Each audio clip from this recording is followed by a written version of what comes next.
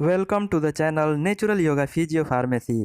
Friends, अभी covid के pandemic में कई सारे लोगों में कमज़ोर इम्यूनिटी के कारण कई सारे डिसऑर्डर्स डेवलप हो रहे हैं, जैसे न्यूमोनाइटिस। जो ओल्ड पर्सन हैं, बूढ़े लोग हैं, उनमें यह कंडीशन अभी काफ़ी मात्रा में देखा जा रहा है। कई लोग तो ऐसे हैं जिनमें कोविड टेस्ट निगेटिव आ रहा है, लेकिन फिर भी वह ऑक्सीजन की कमी से परेशान हैं। तो आइए हम समझते हैं न्यूमोनाइटिस के बारे में और देखते हैं कि यह कैसे डेवलप होता है और क्या रिस्क फैक्टर हैं इसके और कैसे बचाव करें। तो आइए फ्रेंड्स, वीडियो को शुरू करते हैं।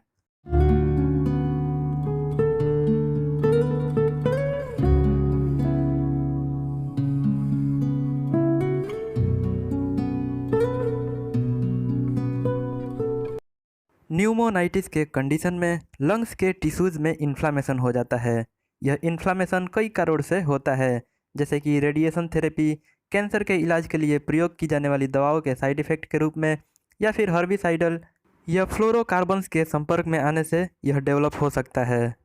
फ्रेंड्स, वैसे तो न्यूमोनिया और न्यूमोनाइटिस दोनों में ही लंग्स के टिश्यूज़ का इन्फ्लामेशन हो जाता है, लेकिन जो न्यूमोनिया है न्यूमोनाइटिस का ही एक टाइप होता है। न्यूमोनिया का मुख्य कारण बैक्टीरिया या जर्म्स का इन्फेक्शन होता है, जबकि न्यूमोनाइटिस एक एलर्जिक रिएक्शन होता है।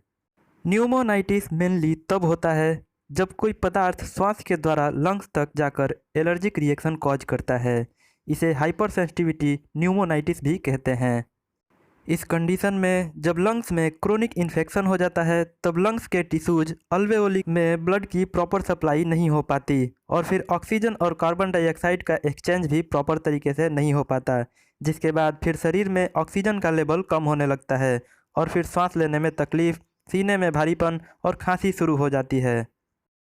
कॉजेज की अगर हम बात करें तो न्यूमोनाइटिस का कंडीशन लंग्स में इरिटेशन के कारण डेवलप होता है और इरिटेशन का कारण मोल्ड, बैक्टीरिया, फंगाई या कोई केमिकल हो सकता है।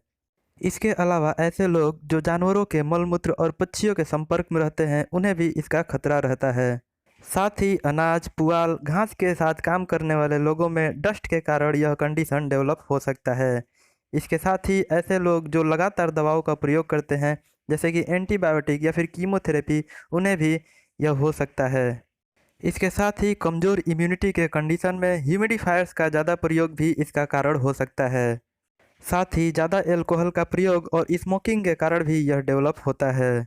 इसके साथ ही ओल्ड एज में ठंडी चीज़ों का सेवन, जैसे कि दही या कोल्ड ड्रिंक के सेवन से यह डेवलप हो सकता है। रिस्क फैक्टर की अगर हम बात करें तो ऐसे लोग जो कारखानों में काम करते हैं, जहाँ पे धूल, डस्ट पार्टिकल होते हैं, उनमें इसका खतरा ज़्यादा रहता है। इसके साथ ही केमिकल फैक्ट्री, इलेक्ट्रॉनिक्स, पेंट्स और दूसरे कारखानों में काम करने वाले लोगों में डेवलप हो सकता है। साथ ही ऐसे लोग जो स्मोकिंग करते हैं या फिर ह्यूमिडिफायर्स, एसी या हीटिंग सिस्टम के साथ काम करते हैं, उनमें भी इसका खतरा रहता है। वैसे तो यह किसी भी उम्र में देखा जा सकता है, लेकिन ओल्ड एज में कमज़ोर इम्यूनिटी के कारण लगभग 50-55 की उम्र में यह ज़्यादा देखा जाता है। साथ ही ऐसे लोग जो किसी दूसरे डिसऑर्डर के कारण लंबे समय से दवाई ले रहे हैं, तो उनमें भी इसका खतरा रहता है। सिम्टम्स की अगर हम बात करें तो लंग्स में इरिटेशन के कुछ ही घंटों में कई सारे लक्षण दिखाई देने लगते हैं।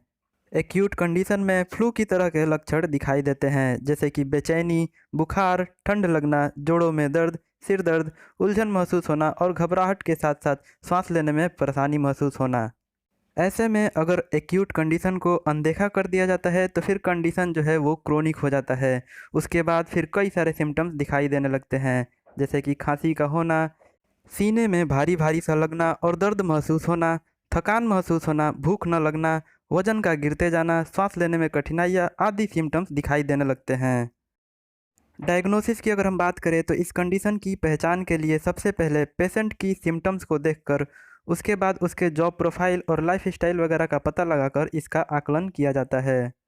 उसके बाद कुछ ब्लड टेस्ट करवाए जाते हैं, जिससे यह पता चलता है कि डब्ल्यूबीसी का लेवल क्या है, क्योंकि इन्फ्लेमेशन और इन्फेक्शन के कंडीशन में डब्ल्यूबीसी का लेवल एबनॉर्मल हो जाता है, जिससे इन्फेक्शन के बारे में पता चल जाता है। उसके बाद कुछ सीटी स्कैन और एक्सरे टेस्ट भी कराया जाता है। इसके साथ ही लंग्स की कैपेसिटी को जानने के लिए स्पाइरोमेट्री टेस्ट किया जाता है। साथ ही ब्लड स्ट्रीम में ऑक्सीजन लेवल की जांच के लिए ऑक्सीमेट्री कराया जाता है। इसके अलावा लंग्स का बायोप्सी भी कराया जाता है। ट्रीटमेंट की अगर हम बात करें तो इस कंडीशन में सबसे पहले किस कारण से यह कंडीशन डेवलप हो रहा है इसका पता लगाना बहुत ही ज़्यादा ज़रूरी होता है। मेडिकेशन की अगर हम बात करें तो इस कंडीशन में सबसे पहले कॉर्टिकोस्टेरॉइड जैसे कि डेक्सामेथासोन वगैरह को दिया जाता है। इसके प्रयोग से लंग्स का इन्फ्लामेशन कम हो जाता है और इन्फेक्शन का रिस्क भी कम हो जाता है। साथ ही इस कंडीशन में ऑक्सीजन थेरेपी का भी प्रयोग किया जाता है जो शरीर में ऑक्सीजन के लेवल को बढ़ा देता है, जिससे सेल्स में ऑक्सीजन की प्रॉपर सप्लाई हो पाती है और ब्रीदिंग प्रॉब्लम भी इम्प्रूव हो जाता है। इस कंडीशन से बचाव के लिए स्मोकिंग को अवॉइड कर डस्ट वाले एरिया में जाने से बचना चाहिए। इसके साथ ही घर से निकलते समय मास्क का प्रयोग करना चाहिए। ओल्ड एज में कमज़ोर इम्यूनिटी के कारण कोविड-19 के साथ साथ दूसरे संक्रमण का खतरा भी बहुत ही ज़्यादा बढ़ जाता है।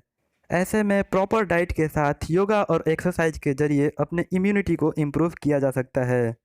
वीडियो कैसा लगा कमेंट करके ज़रूर बताएं। अच्छा लगा तो वीडियो को लाइक करें और चैनल को सब्सक्राइब करें, साथ ही दोस्तों के साथ शेयर करें।